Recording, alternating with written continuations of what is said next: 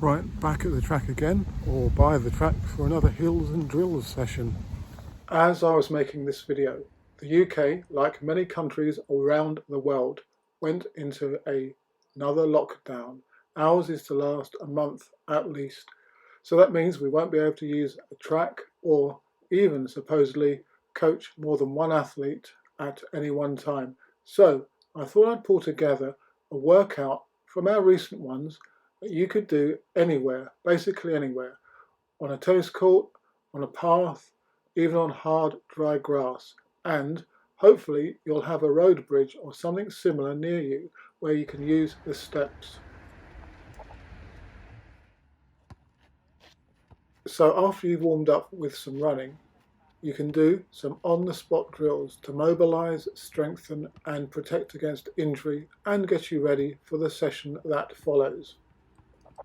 On screen now, you're seeing quite a few varieties. So we've got a hands over the head balance drill. Then we've got one which transitions from hands overhead into a sprint arm action. We'll do 4 to 5 repetitions of each drill. We've got ones where we sprint with the arms at a much quicker pace than the athlete has to hold.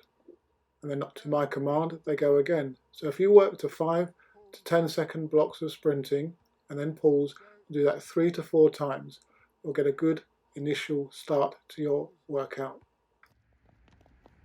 We do lots of marching drills, such as this one here, where the emphasis is on pushing down into the floor.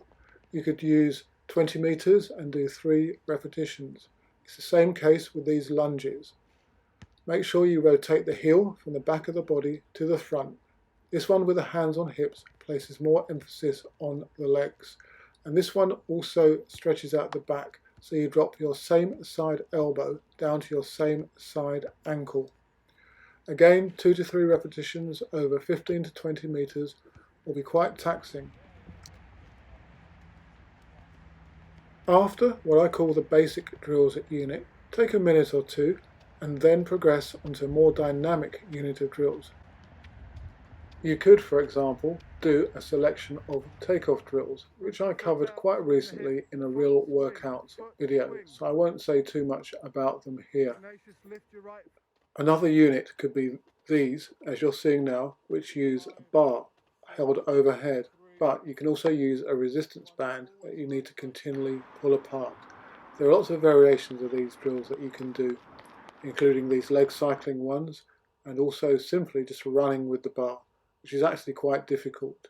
Make sure you use the same positions as you would when running normally, i.e. with your arms. So accelerate, then come up gradually. Keep the heels low to the ground and then gradually start to lift them and cycle as you would do when running. I just wanted to take a moment to discuss channel memberships. Now I've just set those up for my channel and I'm going to give you a quick overview of what you're actually missing out on. I get asked so many times about, can I write out a training program for an athlete? Can I advise a coach on a training phase? Well, that's what I'm doing now in the members area of the channel. So take a look at what I've got on offer and do sign up if you think it's going to benefit you and your training and your coaching. Okay, so I mentioned the stair or step drills, and depending on the type of bridge that you may have in your area, there are lots of combinations. So here we've got double-footed jumps going up 1 step at a time.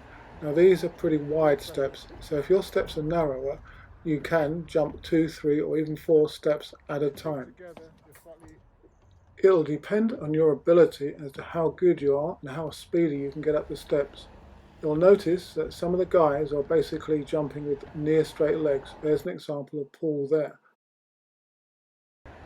Sarah, on the other hand, has more difficulty with this exercise and needs to bend her knees a little bit more, but she's picking up the rhythm. Unless you're trying to clear a lot of steps, the key is to make the movement reactive and have that shallow knee bend. We'll do each of the various exercises 2 to 3 times. The next one here is hopping. Again, the steps are pretty close so the guys don't find it too difficult to get one hop on each step. You'll see the difference between the long and triple jumpers and the arm actions. So we've got a single arm action and Sarah again there, and then Mikey's using a double arm action. If you're a long and a triple jumper, then I believe you should vary the arm actions. So here's probably a slightly less common drill which suits these types of steps. We call it a takeoff drill. So you take off, land on the free leg, take a step and drive up. So looking at Madison, there's the takeoff, land on the leg that's in front, the free thigh, put it down and step into the next step to make a takeoff. Take a close look and you'll see what we're trying to achieve. Again, we'll do this 2 times on each side. Another step or bridge drill variation is simply to run up the steps. Now you can do this depending on the width of the step, 1 step at a time, or as here with very quick feet, trying to get a couple of steps taken on each tread or part of the stairs. I encourage the athletes to move their feet as quickly as they can, and it may result on a couple of occasions on them placing just the 1 foot on the step. But that's not really an issue. They also need to get their arms to move quickly with their leg movements.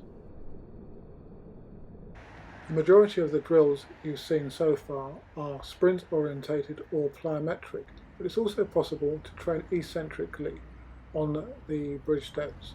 So here the guys are jumping up and blocking the landing so that they're trying to minimize their knee bend. They're breaking the downward velocity. And here's a further eccentric variation done from another session. So you can either hop down onto one leg or not fall over, as Sarah managed to do there, or step and then go into a takeoff position and hold position. So here again is a hopping version. You can do it a number of ways, but the objective is to try to land as still as you can. If you're interested in the free lap timing system, which is extremely portable and accurate and easy to use, then do drop me a line.